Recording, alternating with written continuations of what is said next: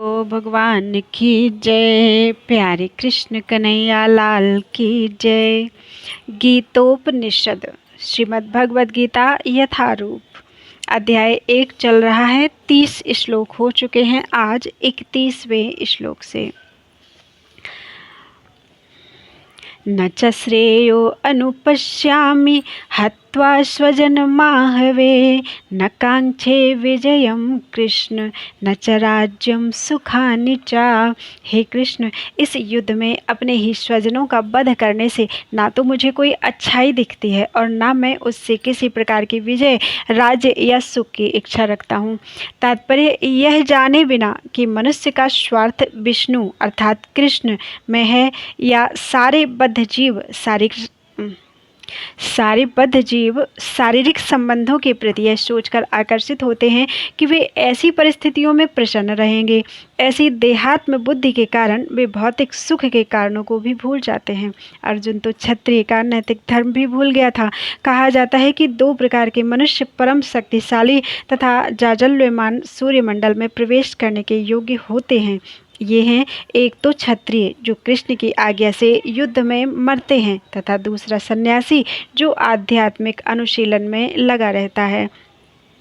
अर्जुन अपने शत्रुओं को भी मारने से विमुख हो रहा है। अपने संबंधियों की बात तो छोड़ दें, वह सोचता है कि स्वजनों को मारने से उसे जीवन में सुख नहीं मिल सकेगा, अतः वह लड़ने के लिए इच्छुक नहीं है।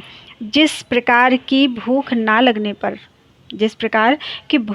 लगने पर कोई भोजन बनाने को तैयार नहीं होता, उसने तो बन जाने का निश्चय कर लिया है जहां वह एकांत में निराशापूर्ण जीवन काट सके। किंतु क्षत्रिय होने के नाते उसे अपने जीवन निर्वाह के लिए राज्य चाहिए, क्योंकि क्षत्रिय कोई अन्य कार्य नहीं कर सकता। किंतु अर्जुन के पास राज्य कहाँ है? उसके लिए तो राज्य प्राप्त करने का एकमात्र अवसर है कि अपने बंधु बांधवों से लड़कर अपने पिता के राज्य का उत्तराधिकार प्राप्त करे, जिसे वह करना नहीं चाह रहा है। इसलिए वह अपने को एक जंगल में एकांतवास करके निराशा का एकांत जीवन बिताने के योग्य समझता है। किम नु राज्येन गोविंद किम भोगैर्जीवितेन वा, ये सामर्थ्ये कांक्षितं नो राज्यं भोगाः सुखानि च।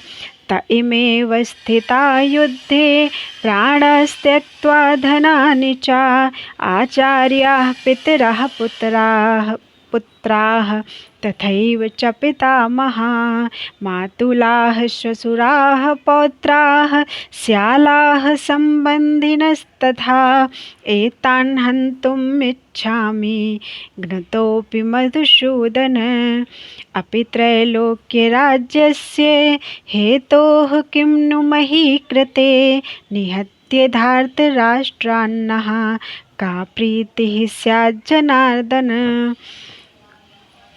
हे गोविंद, हमें राज्य, सुख अथवा इस जीवन से क्या लाभ, क्योंकि जिन सारे लोगों के लिए हम उन्हें चाहते हैं वे ही इस युद्ध में खड़े हैं। हे मधुसूदन, जब गुरुजन, पितृगण, पुत्रगण, पितामह, मामा, ससुर, पौत्रगण, साले तथा अन्य सारे सगे संबंधी अपना अपना धन एवं प्राण देने के लिए तत्पर हैं और मेरे समक्ष खड़े हैं, तो फिर मैं इन सबको क्यों मारना चाहूँगा, भले ही वे मुझे क्यों न मार डालें। हे जीवों के पालक, मैं इन सबों से लड़ने को तैयार नहीं, भले ही बदले में मुझे तीनों लोग क्यों न मिलते हों। इस पृथ्वी की तो बात ही छोड़ दें, भला धृतराष्ट्र के पुत्रों को मारकर हमें कौन सी प्रसन्नता मिलेगी। तात्पर्य, अर्जुन ने भगवान कृष्ण को गोविंद कहकर संबोधित किया, क्योंकि वे गौओं तथा इंद्रियों की समस्त प्रसन्नता के विषय हैं। इस विशिष्ट शब्द का प्रयोग करके अर्जुन संकेत करते हैं कि कृष्ण यह समझें कि अर्जुन की इंद्रियां कैसे तृप्त होंगी, किंतु गोविंद हमारी इंद्रियों को तुष्ट करने के लिए नहीं हैं। हाँ, यदि हम गोविंद की इंद्रियों को तुष्ट करने का प्रयास करते हैं तो हमारी इंद्रियां स्वतः तुष्ट होती हैं। भौतिक दृष्टि से प्रत्येक व्यक्ति अपनी इंद्रियों को तुष्ट करना चाहता है और चाहता है कि ईश्वर उसके आज्ञा पालक की तरह काम करें। किंतु ईश्वर उनकी तृप्ति वहीं तक करते हैं जितनी के वे पात्र होते हैं, उस हद तक नहीं जितना वे चाहते हैं। किंतु जब कोई इसके विपरीत मार्ग ग्रहण करता है, अर्थात जब वह अपनी इंद्रियों की तृप्ति की चिंता ना करके गोविंद की इंद्रियों को तुष्टि करने का प्रयास करता है, तो गोविंद की कृपा से जीव की सारी इच्छाएं पूर्ण हो जाती हैं। यहाँ पर जाति तथा कुटुंबियों के प्रति अर्जुन का प्रगाढ़ स्नेह आंशिक रूप से इन सब के प्रति उसकी स्वाभाविक करुणा के कारण है, अतः वह युद्ध करने के लिए तैयार नहीं है।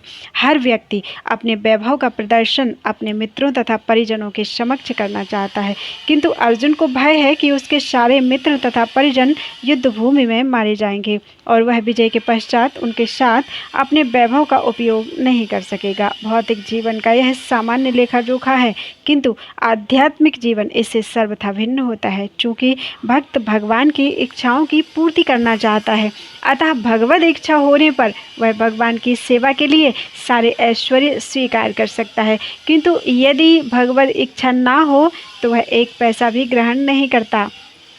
अर्जुन अपने सगे संबंधियों को मारना नहीं चाह रहा था, और यदि उनको मारने की आवश्यकता हो तो अर्जुन की इच्छा थी कि कृष्ण स्वयं उनका वध करें। इस समय उसे यह पता नहीं है कि कृष्ण उन सबों को युद्ध भूमि में आने के पूर्व ही मार चुके हैं और अब उसे निमित्त मात्र बनना है। इसका उद्घाटन अगले अध्यायों में होगा।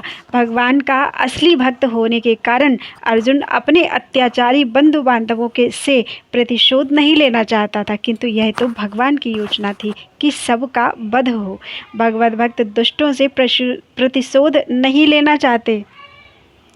भगवत भक्त दुष्टों से प्रतिशोध नहीं लेना चाहते, किंतु भगवान दुष्टों द्वारा भक्त के उत्पीड़न को सहन नहीं कर पाते हैं। भगवान किसी व्यक्ति को अपनी इच्छा से क्षमा कर सकते हैं, किंतु यदि कोई उनके भक्तों को हानि पहुंचाता है तो वे उसे क्षमा नहीं करते। इसीलिए भगवान इन दुराचारियों का वध करने के लिए उद्यत थे, यद्यपि अर्जुन उन्हें क्षमा करना चाहता था। पापमेवाश्रयेदस्मान् हत्वैतानाततायिनः तस्मान्नार्हा वयं हन्तुं धार्तराष्ट्रान् सबान्धवान् स्वजनं हि कथं हत्वा सुखिनः श्याम माधव। यदि हम ऐसे आतताइयों का वध करते हैं तो हम पर पाप चढ़ेगा, अतः यह उचित नहीं होगा कि हम धृतराष्ट्र के पुत्रों तथा उनके मित्रों का वध करें। हे लक्ष्मीपति कृष्ण, इससे हमें क्या लाभ होगा और अपने ही कुटुंबियों को मारकर हम किस प्रकार सुखी हो सकते हैं। ये अर्थ था। अब तात्पर्य वैदिक आदेशानुसार आतताई 6 प्रकार के होते हैं। नंबर 1 विष देने वाला, नंबर 2 घर में आग लगाने वाला, नंबर 3 घातक हथियार से आक्रमण करने वाला, नंबर 4 धन लूटने वाला, नंबर 5 दूसरे की भूमि हड़पने वाला तथा नंबर 6 पराई स्त्री का अपहरण करने वाला। ऐसे आतताइयों का तुरंत वध कर देना चाहिए, क्योंकि इनके वध से कोई पाप नहीं लगता। आतताइयों का इस तरह वध करना किसी सामान्य व्यक्ति को शोभा दे सकता है, किंतु अर्जुन कोई सामान्य व्यक्ति नहीं है, वह स्वभाव से साधु है, अतः वह उनके साथ साधुवत व्यवहार करना चाहता है, किंतु इस प्रकार का व्यवहार क्षत्रिय के लिए उपयुक्त नहीं है। यद्यपि राज्य के प्रशासन के लिए उत्तरदायी व्यक्ति को साधु प्रकृति का होना चाहिए, किंतु उसे कायर नहीं होना चाहिए। उदाहरणार्थ भगवान राम इतने साधु थे कि आज भी लोग राम राज्य में रहना चाहते हैं, किंतु उन्होंने कभी कायरता प्रदर्शित नहीं की। रावण आतताई था, क्योंकि वह राम की पत्नी सीता का अपहरण करके ले गया था, किंतु राम ने उसे ऐसा पाठ पढ़ाया जो विश्व इतिहास में बेजोड़ है। अर्जुन के प्रसंग में विशिष्ट प्रकार के आतताइयों से भेंट होती है। ये हैं उसके निजी पितामह, आचार्य, मित्र, पुत्र, पौत्र इत्यादि। इसलिए अर्जुन ने विचार किया कि उनके प्रति वह सामान्य आदताइयों जैसा कटु व्यवहार ना करे। इसके अतिरिक्त साधु पुरुषों को तो क्षमा करने की सलाह दी जाती है। साधु पुरुषों के लिए ऐसे आदेश किसी राजनीतिक आपातकाल से अधिक महत्व रखते हैं। इसलिए अर्जुन ने विचार किया कि राजनीतिक कारणों से स्वजनों का वध करने की अपेक्षा धर्म तथा सदाचार की दृष्टि से उन्हें क्षमा कर देना श्रेयस्कर होगा। अतः क्षणिक शारीरिक सुख के लिए इस तरह वध करना लाभप्रद नहीं होगा। अंततः जब सारा राज्य तथा उससे प्राप्त सुख स्थायी नहीं है तो फिर अपने स्वजनों को मारकर वह अपने ही जीवन तथा शाश्वत मुक्ति को संकट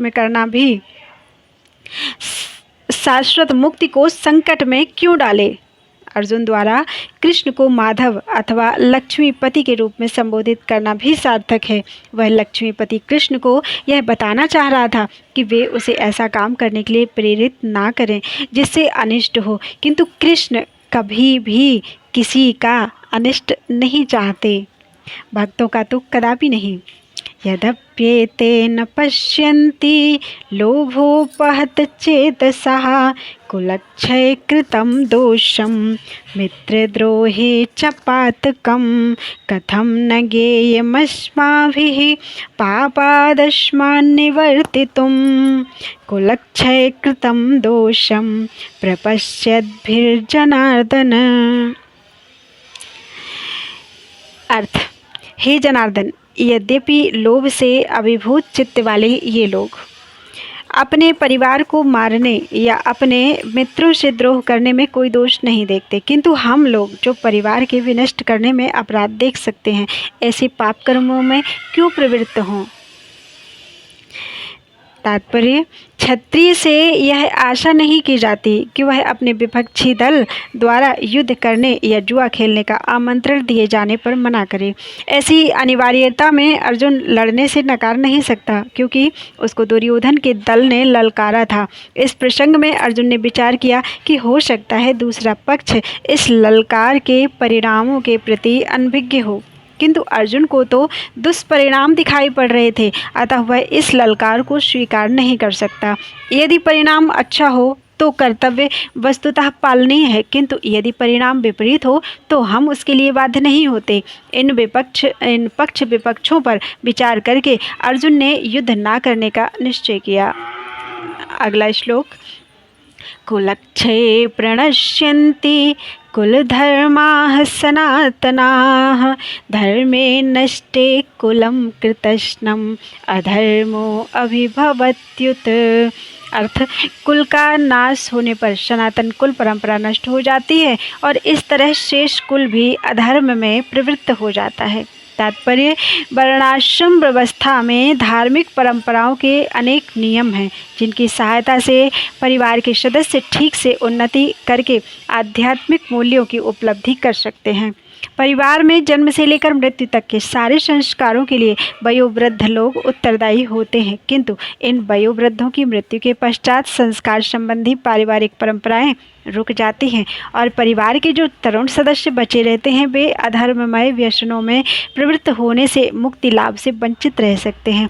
अतः किसी भी कारणवश परिवार के वयोवृद्धों का वध नहीं होना चाहिए। अगला श्लोक, अधर्माभिभवात् कृष्ण प्रदुष्यन्ति कुलस्त्रियः स्त्रीषु दुष्टासु वार्ष्णेय जायते वर्णसंकरः। हे कृष्ण, जब कुल में अधर्म प्रमुख हो जाता है तो कुल की स्त्रियां दूषित हो जाती हैं और स्त्रीत्व के पतन से हे वृष्णिवंशी अवांछित संतानें उत्पन्न होती हैं। तात्पर्य, जीवन में शांति, सुख तथा आध्यात्मिक उन्नति का मुख्य सिद्धांत मानव समाज में अच्छी संतान का होना है। वर्णाश्रम धर्म के नियम इस प्रकार बनाए गए थे कि राज्य तथा जाति की आध्यात्मिक उन्नति के लिए समाज में अच्छी संतान उत्पन्न हो। ऐसी संतान समाज में स्त्री के सतीत्व और उसकी निष्ठा पर निर्भर करती है। जिस प्रकार बालक सरलता से कुमार्गामी बन जाते हैं, उसी प्रकार स्त्रियां भी पतनोन्मुखी होती हैं। अतः बालकों तथा स्त्रियों दोनों को ही समाज के वयोवृद्धों का संरक्षण आवश्यक है। स्त्रियां विभिन्न धार्मिक प्रथाओं में संलग्न रहने पर व्यभिचारिणी नहीं होंगी, चाणक्य पंडित के अनुसार सामान्यतया स्त्रियां अधिक बुद्धिमान नहीं होती, अतः वे विश्वसनीय नहीं है, इसलिए उन्हें विविध कुल परंपराओं में व्यस्त रखना चाहिए और इस तरह उनके सतीत्व तथा अनुरक्ति से ऐसी संतान जन्मेगी जो वर्णाश्रम धर्म में भाग लेने के योग्य होगी। ऐसे वर्णाश्रम धर्म के विनाश से यह स्वाभाविक है कि स्त्रियां स्वतंत्रता पूर्वक पुरुषों से मिल सकेंगी और व्यभिचार को प्रश्रय मिलेगा, जिससे अवांछित संतानें उत्पन्न होंगी। निठल्ले लोग भी समाज में व्यभिचार को प्रेरित करते हैं और इस तरह अवांछित बच्चों की बाढ़ आ जाती है, जिससे मानव जाति पर युद्ध और महामारी का संकट आ जाता है। बोलो वृंदावन बिहारी लाल की जय।